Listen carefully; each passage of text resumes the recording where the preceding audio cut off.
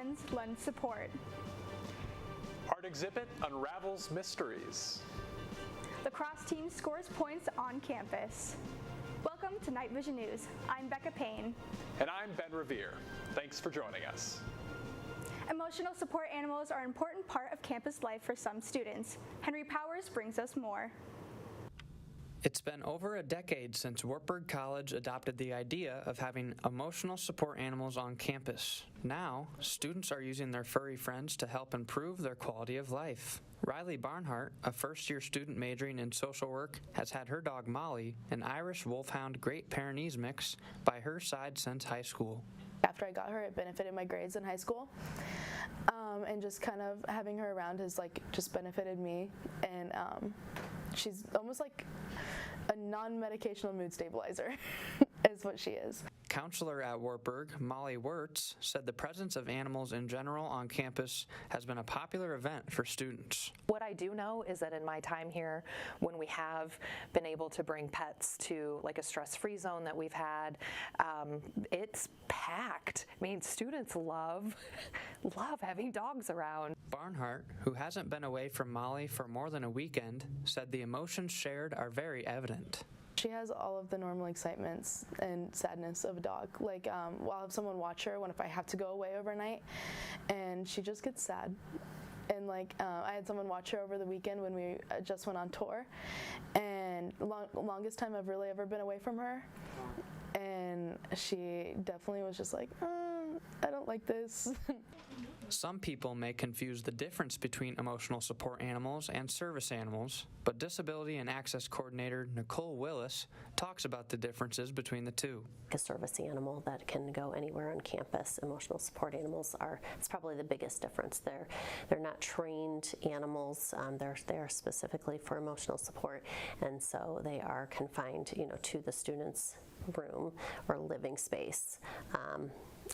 Except for, they can obviously go out for walks and to use to go to the bathroom and things like that. The experience of having an emotional support animal and how it affects others is something Barnhart overlooks at times.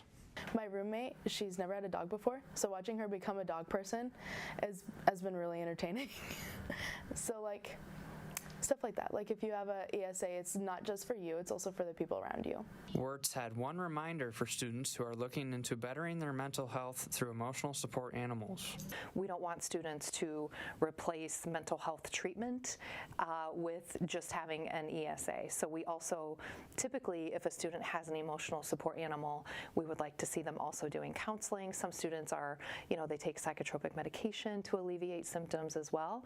And so we still want students, even if they have an ESA, to maybe be in counseling, to be learning different coping skills, different ways to manage anxiety and depression and even stress. Barnhart plans to have Molly around for the May term and the 2023-2024 school year. Reporting for Night Vision News, I'm Henry Powers. Thanks, Henry, for highlighting our friends. Next, reporter James Mossman takes us into the world of Joe Cooley at Newman Auditorium. In the basement of the IT building, there is the office of Joe Cooley, production manager of Newman Auditorium, who explains his job simply. Clean up messes. But more specifically, production manager, tech director, I manage spaces. What I'm supposed to do is I get the information. We want to do an event, so I help you plan out what we're going to need. We schedule rehearsal times and production times when we're going to actually perform. Cooley's path wasn't straightforward, but it got him to where he is today. So I did acting in school and loved that stuff, and started doing a little tech theater in school, high school and middle school, a little bit of that stuff, and that was always fun. I was kind of ambling around after that, doing odd things here and there, and got a job eventually at a children's theater in San Antonio. So as fresh hire, you kind of you're like, well, what can you do? Are you going to work phones? Are you going to do admin stuff, operations? Are you sometimes people do tech? And so a lot of the actors also did tech, so I kind of went into that area and I was good at it. But why does Cooley choose Wartburg? There's no real reason for anyone to be on Newman Crew. Then again, that's what I love about it. Like theater that we do is always like people, we're the lost souls, like we're the forgotten bunch. You have to be a little crazy and weird to do what we do. And so like if you find those people, I'm all in, you know what I mean? Like that's what it is. That's all it is. I'm James Mossman for Night Vision News.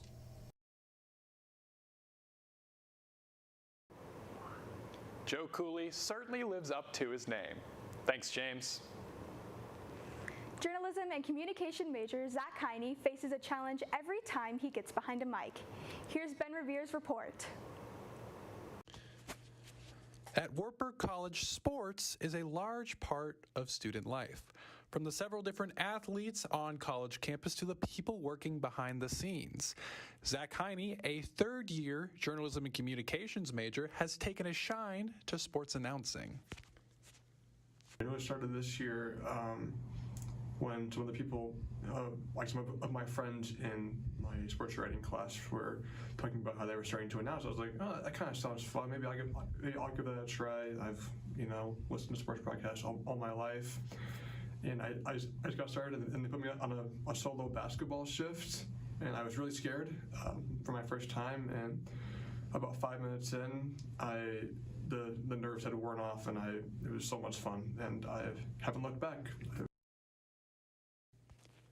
Athletics has always been a passion for Heine, and he has been able to expand on it with Wartburg's new sports media program. I don't know, sports it's always been like a comfort area for me. Whenever I'm nervous, anxious, scared, frightened, whatever, a lot of times I turn to sports as kind of as something to ground me and to bring me back to reality. And it's kind of been that way my entire life. And so I've had that love and passion of sports, as a fan growing up, and then now being able to work in the profession, whether it's as a writer or an announcer or working back like behind the scenes, it's been really fun. However, despite his passion for the subject, he has had to face many challenges along the way, one of them being an interesting problem for a sports announcer to have, a stutter. Yeah, so being an announcer, obviously I'm talking a lot. Mm-hmm. There's a lot of my words and phrases going out on the air, and I do have my stutter. I do it every broadcast multiple times, and it's kind of annoying. I'm not gonna lie, I wish I did not have a stutter. That would be wonderful, but I really just want to be someone who people can look at and say, hey, like they have a stutter and they're succeeding in this industry, and I can do the same thing. I kind of want to be that person that people can look up to and say, if they have a stutter, that they can look at me and say, okay, he's doing it in this business, why can't I do it? Because I never really had that growing up, so I kind of I'm hoping to be that person for someone. Thanks, Ben, for an inspiring piece of work. Baseball player Carter Stubitz has a lot to say about water awareness. Will Armstrong has the story. Carter Stubitz is a third year at Wartburg who is the Water to Thrive president, one of the most unique student-led organizations on campus. He describes how he first got involved at an activity fair listening to the Water to Thrive representatives talk about the issue. I quickly learned that water insecurity is a really pressing issue, not just in the U.S., but in the entire world.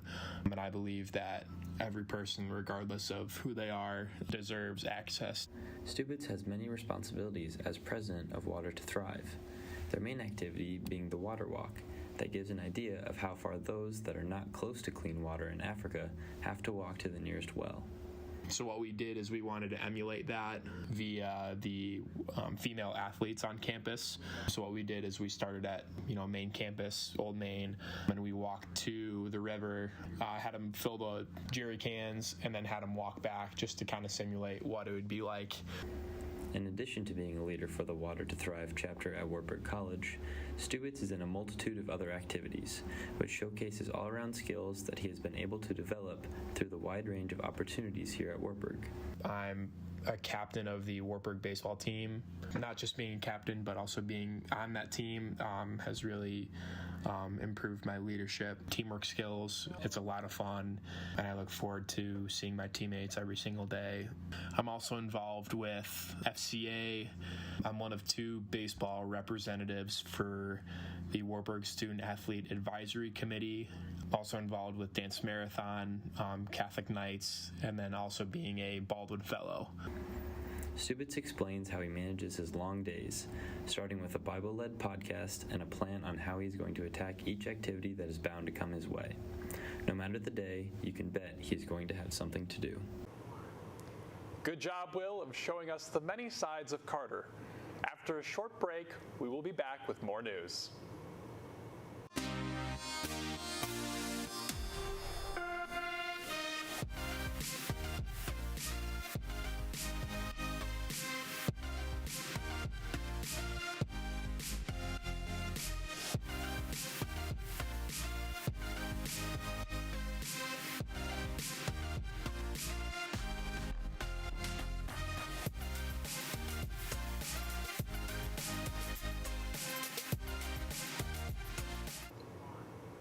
Reporter Ethan Shago takes a closer look at the work of monumental artists. Artist Robert Kennan is fascinated by prehistoric monoliths, megaliths, and henges. A collection of his work, Monumental Mysteries, is inspired by sketches made on location during visits to England's oldest monuments. Kennan's exhibit was housed in the Waldemar A. Schmidt Gallery on Wartburg College's campus from March 2nd to March 24th. Kennan's vision of these Neolithic stone monuments is far from simple sketches, though. Most of his prints have richly colored backgrounds, ranging from landscapes and geological settings to swirling seas. Even the stones are shaded and colored. Kennan received his Bachelor of Fine Arts in Printmaking from Webster University in St. Louis, and his master degrees in Art and Fine Arts in Printmaking and a master's degree in Art History from the University of Iowa in Iowa City. The printmaker's artwork has been featured in more than 150 solo, group, and juried exhibitions, including at Webster University in St. Louis, in London, England, and throughout the U.S. So what do some Wartburg students have to say?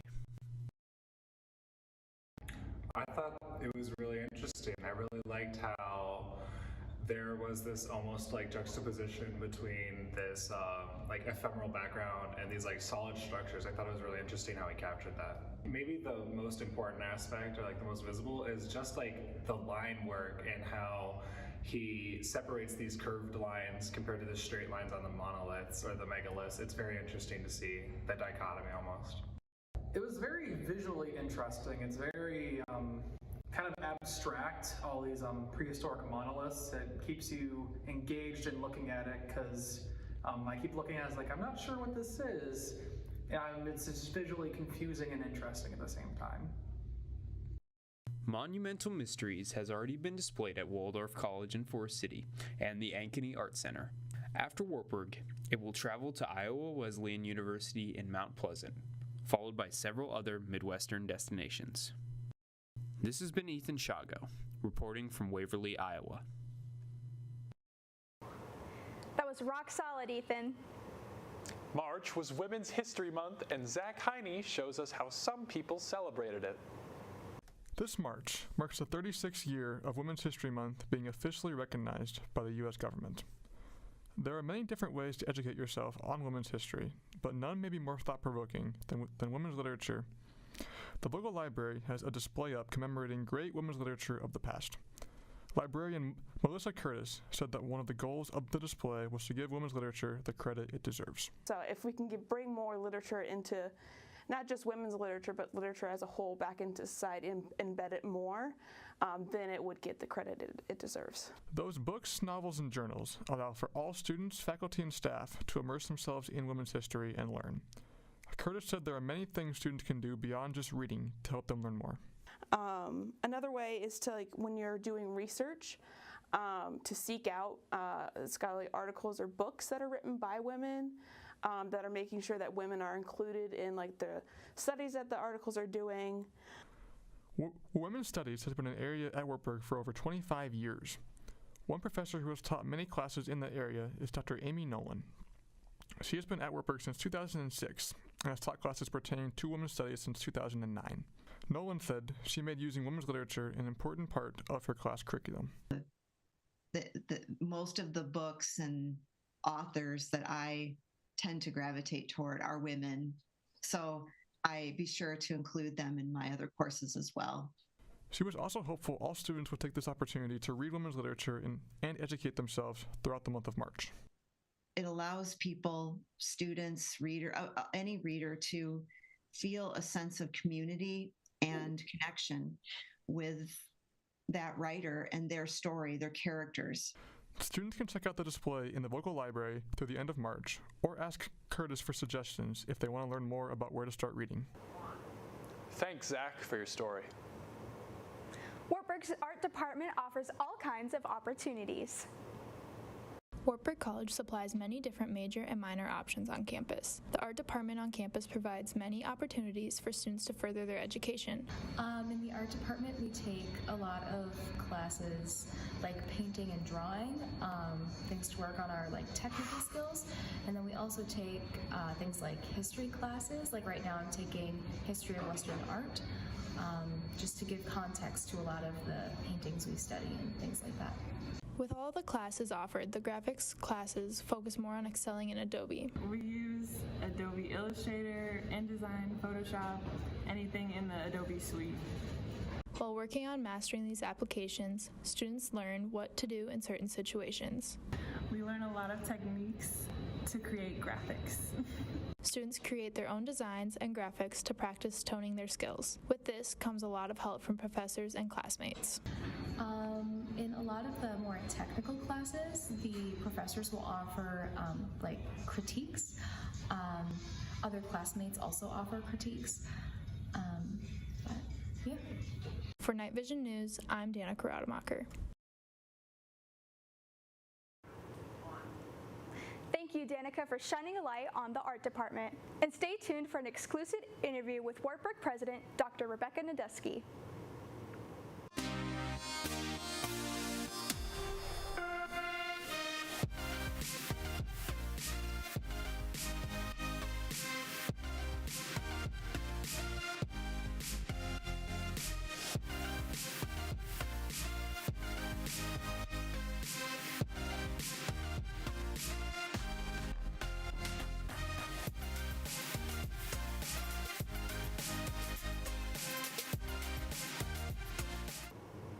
As Wartburg President Dr. Rebecca Nadeski closes out her first year, Night Vision News reporter Zach Heine sat down with her to talk all things Wartburg.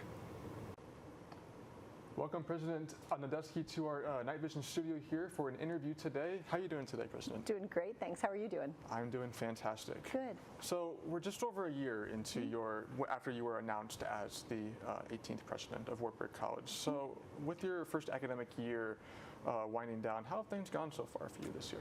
I think things have gone wonderfully. I have been so welcomed by the Wartburg family, both on campus. Our students are wonderful. I'm completely amazed every single day, even being here with you today, by the talent of our students in places like the Comm Studios. We're in here with an Emmy-winning student of the communications team, which is incredible. Our students, I've seen musical productions, I've seen our athletes, and I've also seen things like Rice Day. I'm amazed by the talent of our students, and also just everyone talks about the kindness of Wartburg students and how wonderful you all are, and I would have to completely agree with that. It is truly a family here. Faculty and staff have been wonderful, but I'll tell you the thing that has surprised me the most is the strength of our alumni and the support of all the stakeholders of Wartburg College. There are people across this country that really care about this place, and it's just been a total privilege to get to know them and to interact with them. So moving on to a little bit of a different topic here, there have been recently some schools like Iowa Wesleyan and Finlandia that have announced that they'll be closing their doors at the end of this year. So what were some of your thoughts when you heard about that? Yep. And because they're schools that are similar to Wartburg. The first thing and the most important thing for everyone to know is that Wartburg is in a good situation. We are really, really blessed with the student population we have, with the hard work that's been done in advancement to create a really strong, large endowment, and also to have an admissions team that works hard every single day to attract as many students as possible to Wartburg. Our ensemble conductors and our music instructors are doing a great job of recruiting music students. Our coaches are doing an incredible job of attracting athletes. Our faculty and staff are really trying to find those points of distinction to make sure, like this is a great example of something that's so distinct about Wartburg College that would be a big draw for students to come here. What we need to do, more important now than ever, is tell the story. Why is Wartburg special? What is it that brings people here, and why do students enjoy their time, learn here, thrive here, grow here, challenged and nurtured for lives of leadership and service, right? It is amazing to think about what we have at Wartburg and how many people could benefit from it. We've just got to make sure we're telling the story. You all are in communication. You know that better than anybody that telling the story is really important. So when I look at Wartburg and I look at Iowa Wesleyan or I look at Finlandia, I know we're in a much better financial situation, but I also know that we have incredible privileges here, that we need to be very cautious, right? We need to be financially cautious. We need to be really good stewards of all of our resources, but we need to continue to tell our story loudly and proudly about why Wartburg is a great place to come to college. What do you want the student body to know about you, and what do you want, like when they, because I feel like there's a stigma sometimes, like with the president. It's like, it's president, she doesn't want to, she might not want to speak with me. So like, what do you want the student body to know about you when they approach you? Yeah, it's interesting. We had a dean of spiritual life campus on campus last week, and she said something, and I thought, yes, that's what I want. I want every student on this campus to believe that Wartburg College is, wait for it, radically student-centered, that you are why we are here. Now, I'm busy. Like, I have to look at budgets. I have to meet donors. I have to meet alumni. I have to work on strategic plans. There's lots of things going on. And so, yes, we're busy. Like, your administrators are always busy. And I may look busy, but you are why I am here. You are why I took this job. And so when the students see me, I want them to say hello to me. The students are, people ask what brings you the most joy in your presidency. It's each one of you. And so I may look busy and there may be stressful parts of my day, but you are what brings me joy and you are why we are here. Awesome. And so then hopefully one of the things that can help with some of that stress is a new member of your presidential family. So tell us a little bit about Toby. Yes, so we have a new presidential puppy. His name is Toby, and he is named because he has little white toes, so that's his name, Toby. He is a Havanese. A very close friend of mine has one of these dogs who is the most kind, gentle, loving little creature. So I was trying to think of what would be the best little campus dog that we could have, and therein lies this great opportunity for Toby to come to campus. And so far he's visited HR and Res Life. He's now in the communications department. I think he may be coming on the set here in a second.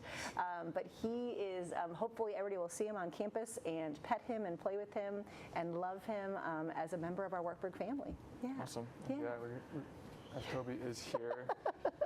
And his Wartburg. It is Wartburg t-shirt. When I left him in student life yesterday, he came back in a Wartburg t-shirt. So yes, so Toby is cuddly and sweet and soft and furry. He'll get to be about 10 pounds, so he'll stay little. But hopefully he will be the lap dog of many students on our campus. Yeah. As that's the plan. And thank you, President, for coming in, for doing this interview with us today and bringing Toby as well, as we all love to see him around here. Yeah. We really do appreciate it. For Night Vision News, I'm Zach Heine. Thank you, Dr. Nadeski and Zach, for the great interview. You can watch the full version of the interview at nightwire.com.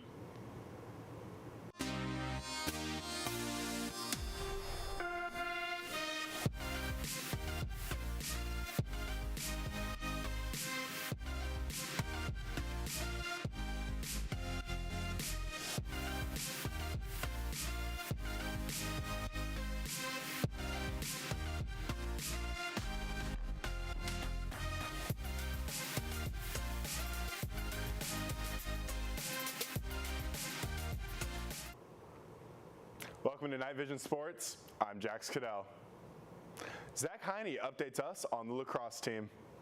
It's been a tough start to the season for the Wartburg women's lacrosse team.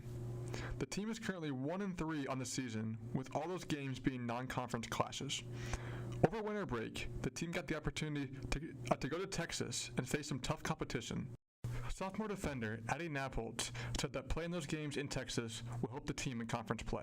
A lot of teams in Texas, they play pretty differently than we do here in Iowa, and it was just good to get experience playing different teams and adjusting to different teams. Women's lacrosse is in a unique position on campus when it comes to conference play. While every other athletic team outside of esports competes in the American Rivers Conference, the lacrosse team competes in the Midwest Women's Lacrosse Conference. Not every school in the ARC has a women's lacrosse team, so the Knights have to compete elsewhere. The team is learning to embrace that challenge. And it's been a little struggle, but we've been really persevering in each game. Even with tough competition, the team is trying to rally around head coach Anna Mirbach. Coach Mirbach is in her 8th season as the head coach of the lacrosse team. Nappolt was very complimentary of Mirbach and her coaching style. She's very thorough. She explains what she wants us to do and how we should do it. Another challenge that the team has had to face is a lack of players on the roster. Sophomore goalie Allison Hashner said that the lack of players requires everyone to step up. I think it's really just going to come down to our grit as a team and our belief in ourselves. Even with all those challenges, the team's mindset doesn't change. Hashner gave Mirbach credit for that. I think that she really just has a heart for this team and she really cares about us. The lacrosse team's next game is this Sunday against Marian University. Thanks for the update, Zach. Here's a feature about Michaela Sidney, a track athlete who is finishing her career at Wartburg College. The Wartburg track and field team finishes up their indoor season and is heading to the outdoor season. This senior is ready to continue her passion. So it's all the other schools within I was at Johnson County, Iowa City Portal area, and we all had signed events, signed for those, and 4x1 elementary. And my PE teacher was like, "You're pretty fast. You should go up for track." So I signed for the track. Michaela Sidney is a senior on the Wartburg track and field team. She fell in love with running at a young age and has followed it ever since. I might say it's like physically, but for me it's definitely been mentally. So the first time I was in high school, who I am now, I was very insecure, very shy. I wasn't very willing to show who I am or be confident who I am. Now what you got me from was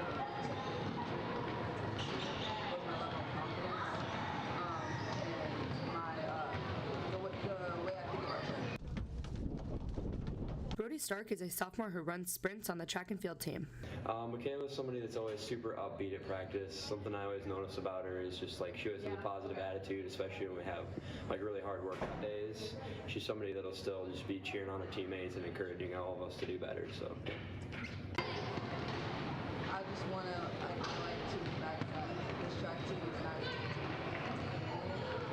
person walking around campus or not being who I knew she was without me getting out of school.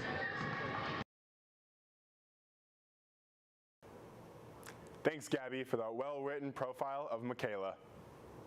And finally, Ben Revere gives us a closer look at the Wartburg esports team. When people think of college sports, sitting at a computer screen is not what usually comes to mind. However, for some students at Wartburg, it is. Esports, short for electronic sports, is a form of competition using video games, and one of the players has a history with it. Third-year computer science major Joey Gertz. My high school esports team was started up, and the game was League of Legends there. So I was like, oh, I used to play that game, and I gave it a shot. Gertz was one of the founding members of Wartburg's team, according to Nick Van Lanningham, the captain of the League of Legends team, and is one of the major reasons it is alive today. Originally, it was actually just Joey and I that were sort of in the program that we knew of before, meeting the other members of the team today. And he's been with the program pretty much as far as it's been, alive. Now in their second semester, Gertz has found a love for the community the team brings. We all like the game. We all have fun playing the game, and that's a big part of it. But I think just the environment of being on a team and sort of having something that we all strive and work for, we're all trying to improve. We all push each other to improve. And just that environment of being together on a team, working together on the team, and all the highs and lows that come with it is a really great experience that I value a lot. Being one of the team's core members, Gertz brings a lot of the heart and soul to the community as an uplifting presence. I would say Joey plays a very important role in keeping the mentality and sort of the, I guess you could say, almost ethics of the team alive. You know, a lot of times, especially when, you know, we get in, you know, like loss streaks or like a tough loss even, it becomes really easy for us to get into like the pitfall of just being like super negative. And I think Joey's, you know, mentality and just sort of his fun personality just kind of helps us get through that tough time. Thanks for your work on this story, Ben. Thanks for watching Night Vision News. For Becca Payne and Jax Cadell, I'm Ben Revere.